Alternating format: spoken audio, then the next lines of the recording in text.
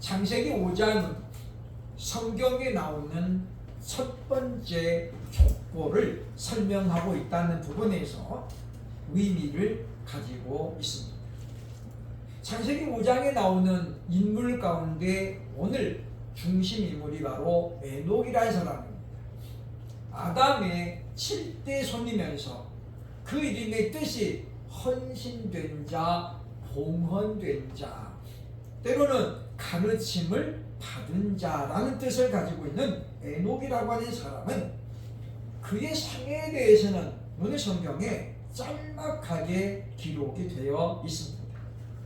그러나 오늘 그가 남겨진 삶의 모습은 큰 신학적인 의미를 가지고 있다는 점에서 우리는 이 에녹이라는 사람을 다시 한번 깊이 묵상하고 또 우리가 살펴볼 필요가 있다고 생각이 되어집니다.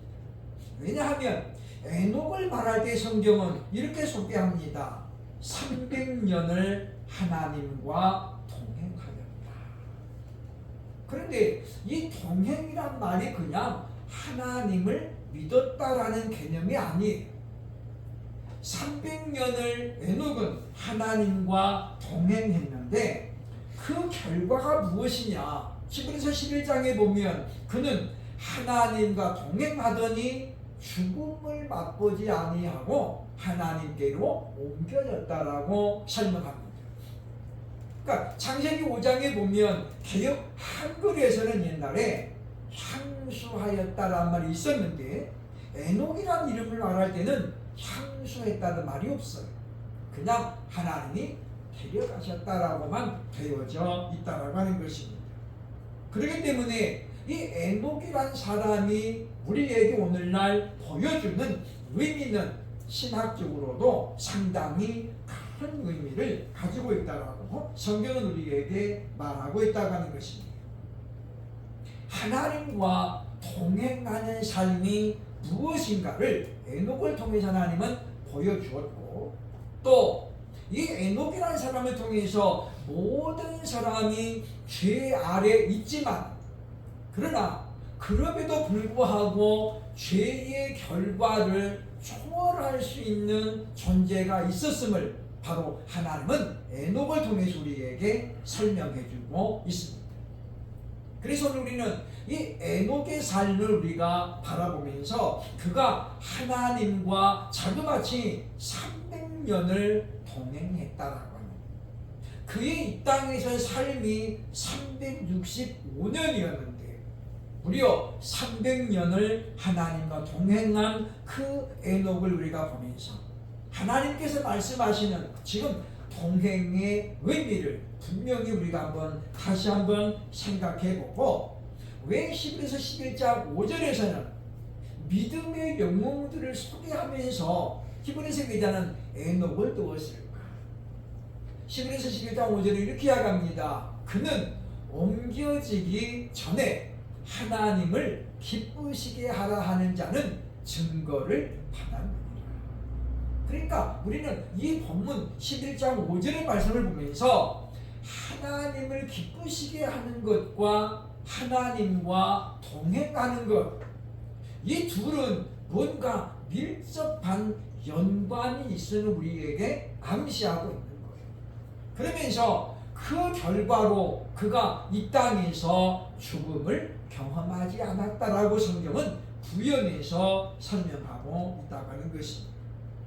오늘날 우리가 믿음 생활을 하면서 정말 우리가 주님과 동행하고 있는지, 하나님과 우리가 얼마만큼 동행하고 있는지를 참 혼란스러워하는 이때 많은 사람들이 그래서 믿음이 흔들리기도 하고 또 하나님에 대한 확신까지도 지금 흔들리는 그런 시대를 우리가 지금 살아가고 있습니다. 세상은 그러면서 지금 교회가 흔들리는 모습을 보일 때에 이때를 기해서 지금 교회를 또 공격하고 있는 것을 우리는 지금 최근에 수도 없이 많이 지금 보고 있는 것을 우리가 기억하면서 이 시간 우리는 참으로 하나님과 동행했던 에녹 과연 그 동행의 의미가 무엇인지를 분명히 생각하고 우리도 남은 인생을 그래봤자 우리 뭐 100년도 안 남았는데 그래도 우리가 하나님과 동행하기를 힘쓰는 그런 삶을 살아갈 수 있기를 소원합니다. 첫째, 동행의 의미는 무엇입니까? 오늘 본문 21절로 22절을 보면 하나님과 온전히 하나였다라는 것입니다. 그러니까 하나님과 동행했다 이 말은 하나님과 온전히 하나가 되었다라는 거예요. 그래서 22절 보면 무드셀라를 낳은 후 300년을 하나님과 동행하며 자녀들을 낳았다. 여기 보면 300년을 동행하며 자녀들을 낳았대요. 이게 말은 무슨 말이냐면 에녹이 하나님과 동행하면서 산에 그냥 깊이 들어가가지고 원두막 짓고 또는 땅을 파고 혼자 살았다는 말이 아닙니다.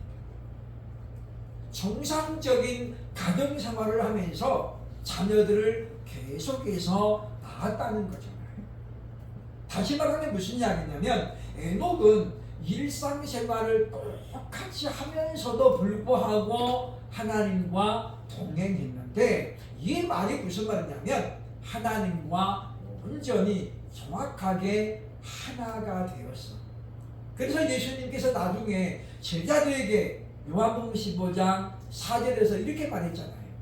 내 안에 거하라. 나도 너희 안에 거하리라.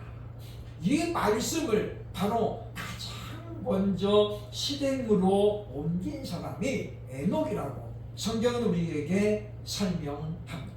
그러니까 내 안에, 즉 에녹 안에 하나님이 거하시고 하나님 안에 에녹이 지금 거하는 온전한 하나의 관계가 이루어졌다라는 거죠. 마치 아버지와 아들이 하나인 것처럼 에녹은 300년의 삶을 그렇게 하나님과 동행하면서, 그러니까 하나님이 그 안에 계시고 하나님 안에 에녹이 있으니, 그러니 그 삶이 바로 하나님 앞에는 합당한 삶이 되었음은 지극히 당연한 것임을 성경은 우리에게 말하고 있습니다.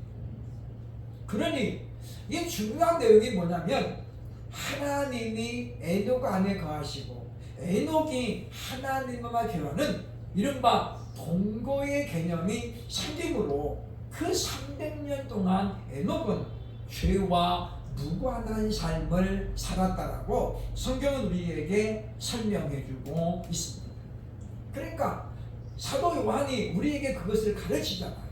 우리가 온전히 예수 안에 거하면 우리는 죄를 지을 수 없다라는 거예요.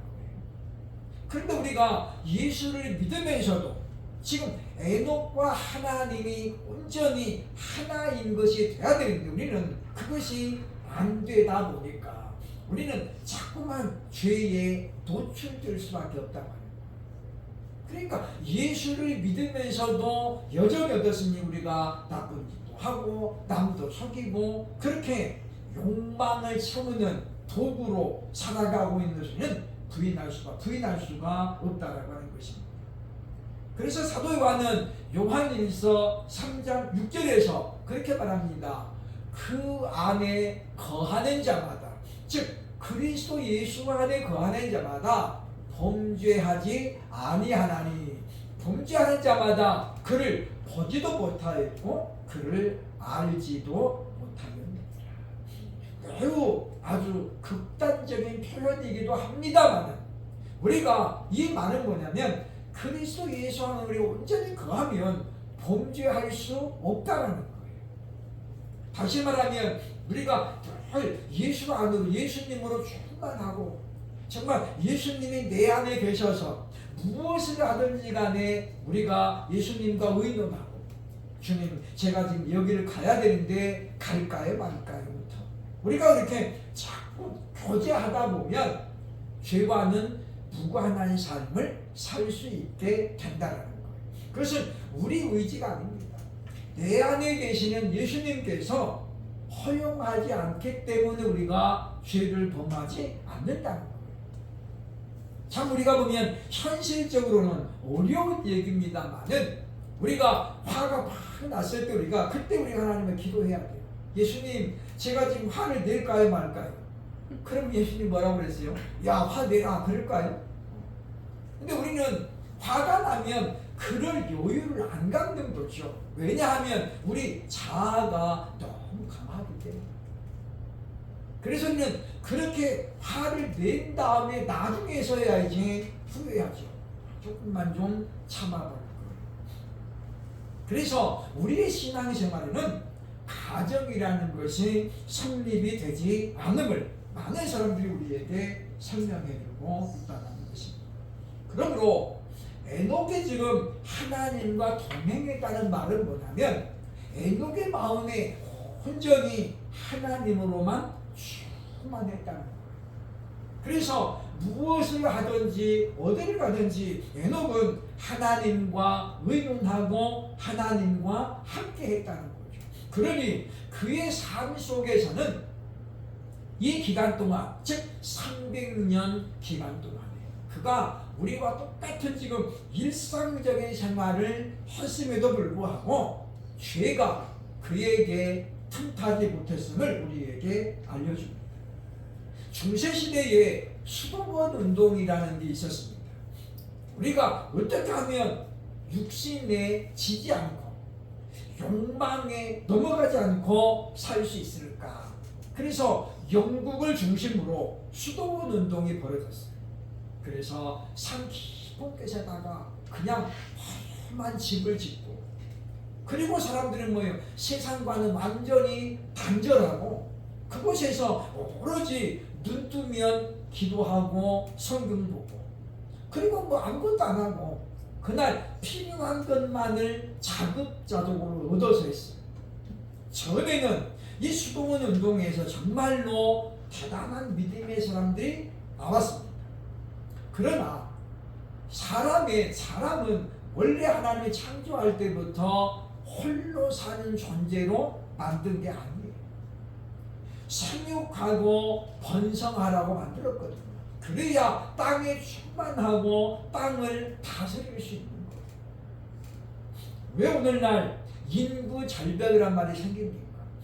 우리나라도 지금 보면 상당히 인구 절벽이 심하다.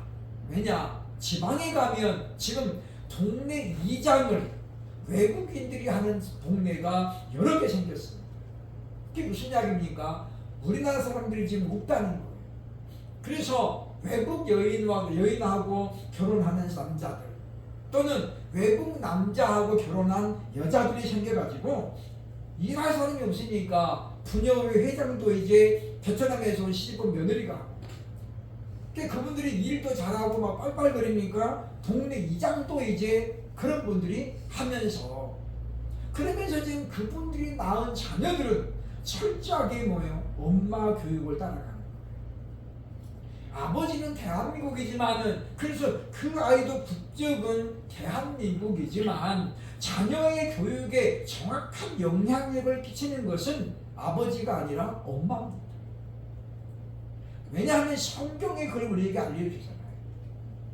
모세를 낳았던 그 어머니 요게벳은 왕의 명령을 따라 100일 뒤에 모세를 버리게 됩니다.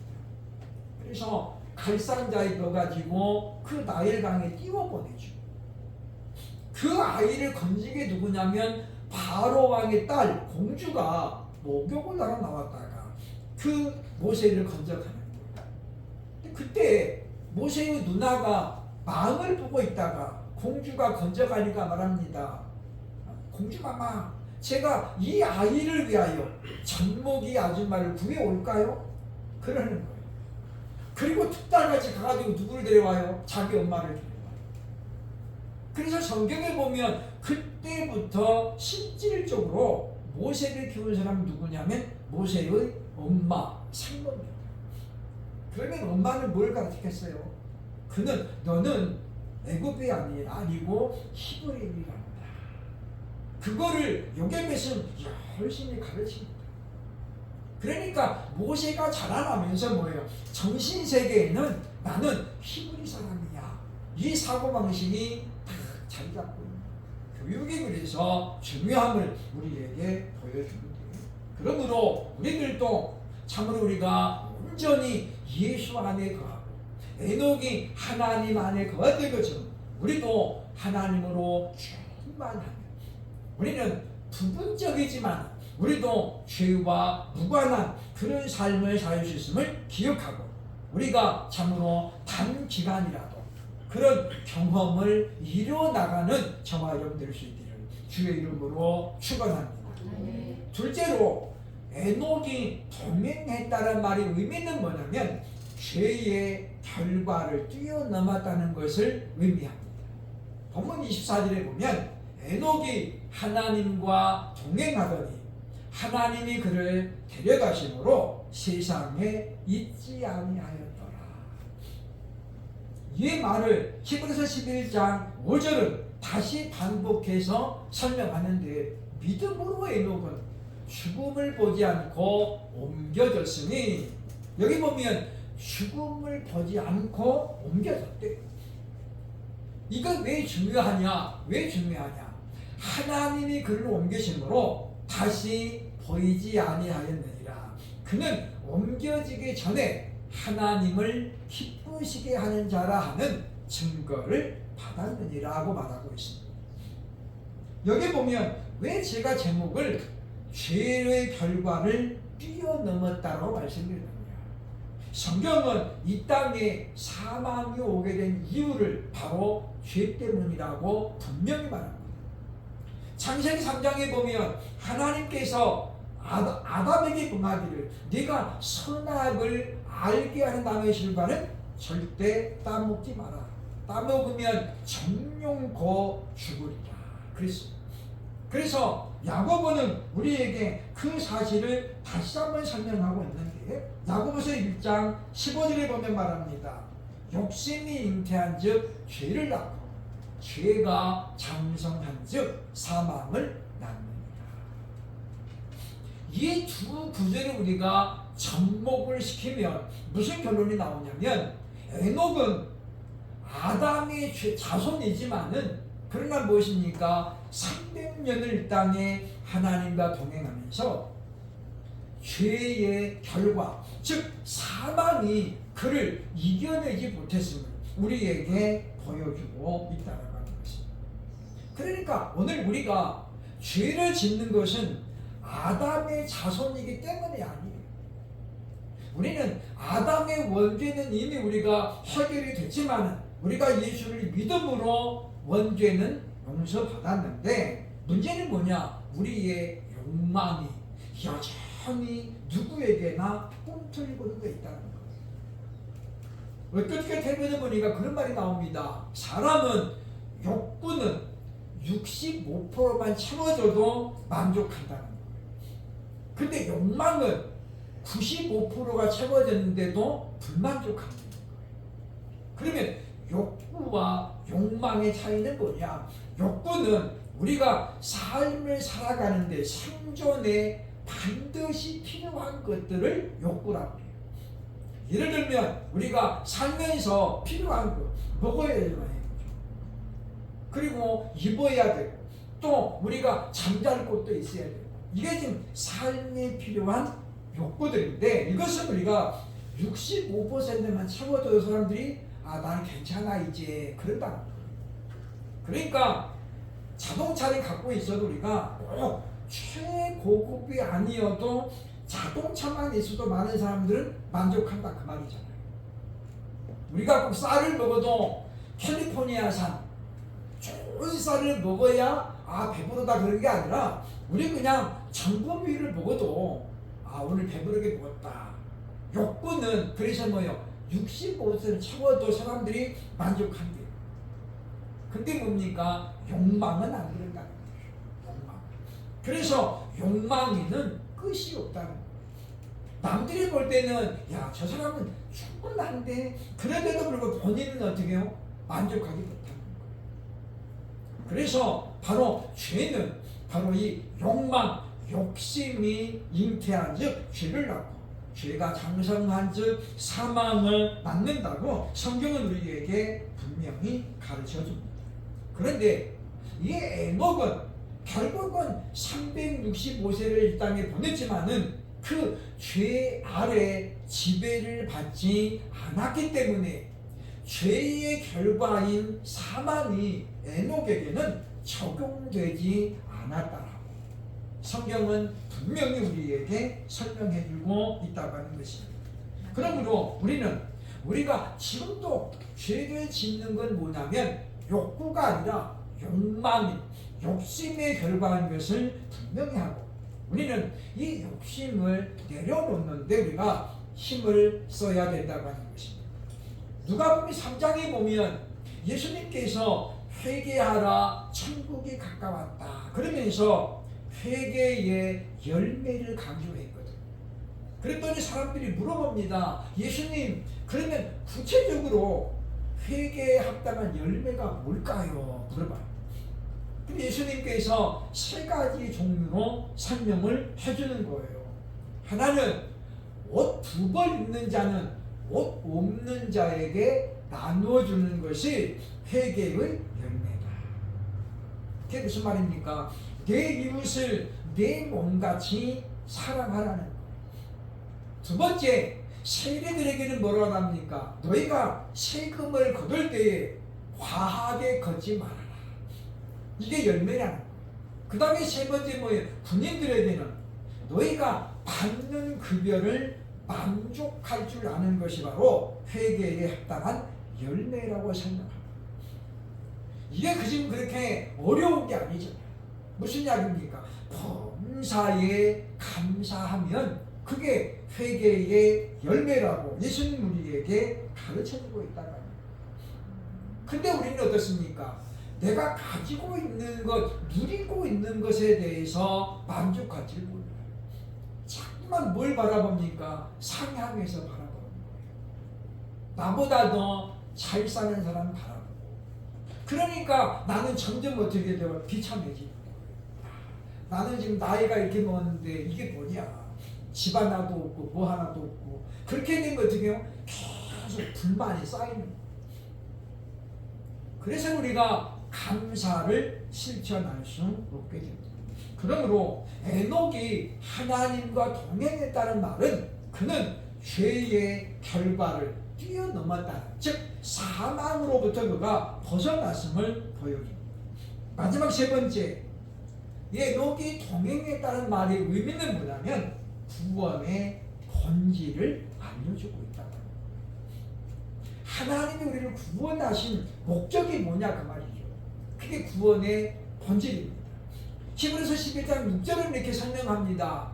믿음이 없이는 하나님을 기쁘시게 하지 못한다. 근데 에녹은 11장 5절에서 뭐라고 이야기해요? 그 에녹은 그런데 하나님을 기쁘시게 하는 증거를 갖고 있었다는 거예요.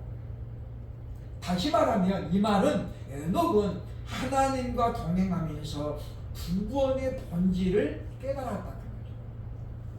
그러면 구원의 본질이 무엇입니까? 하나님을 기쁘시게 하는 거예요.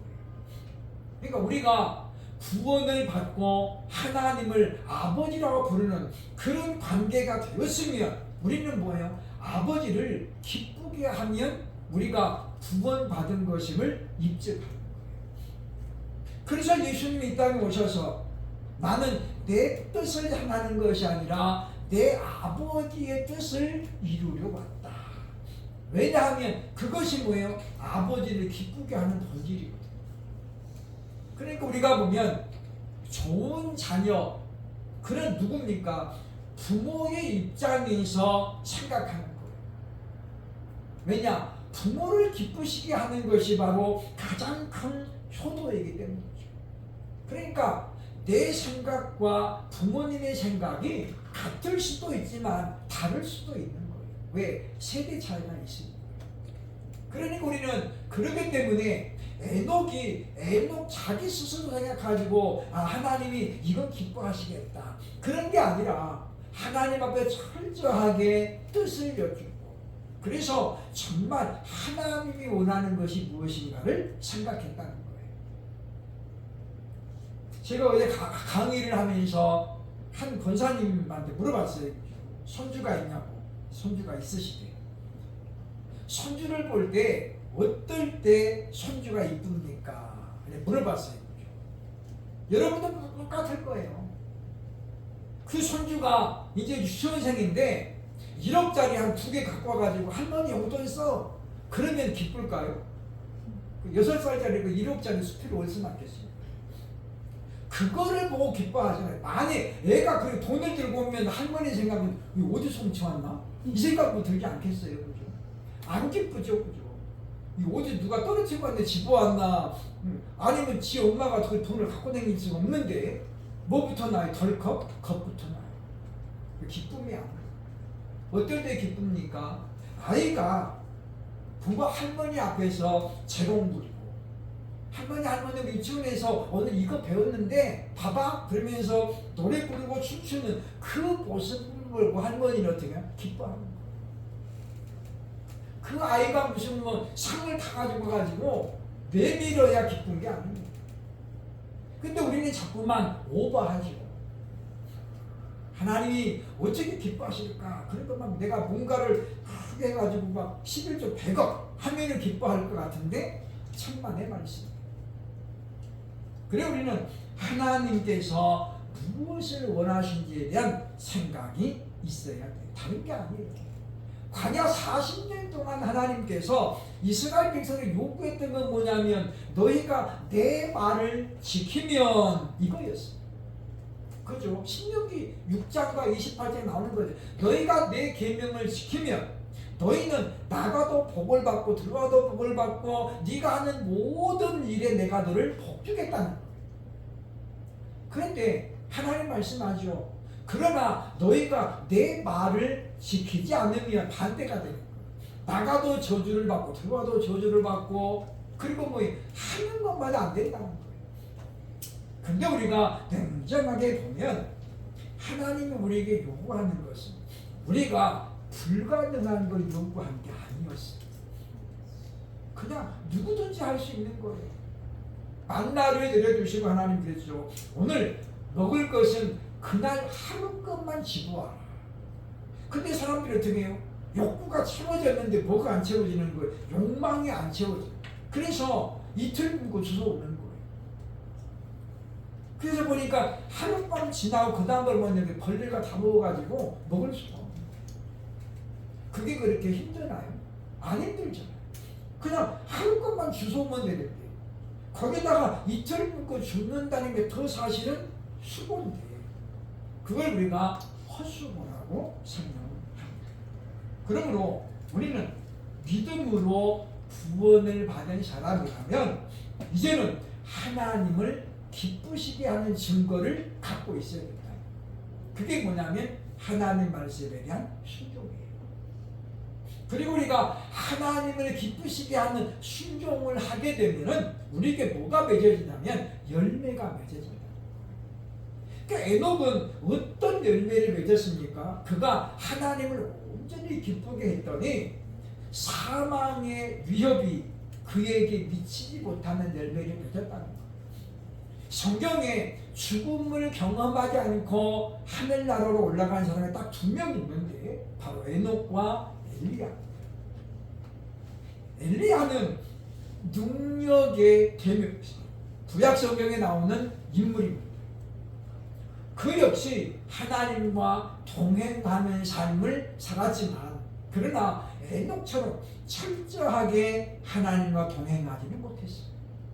그러나 에녹은 그가 무슨 선지자도 아니었고 많은 이적을 행한 것도 아니었지만 그러나 성경은 분명히 말합니다.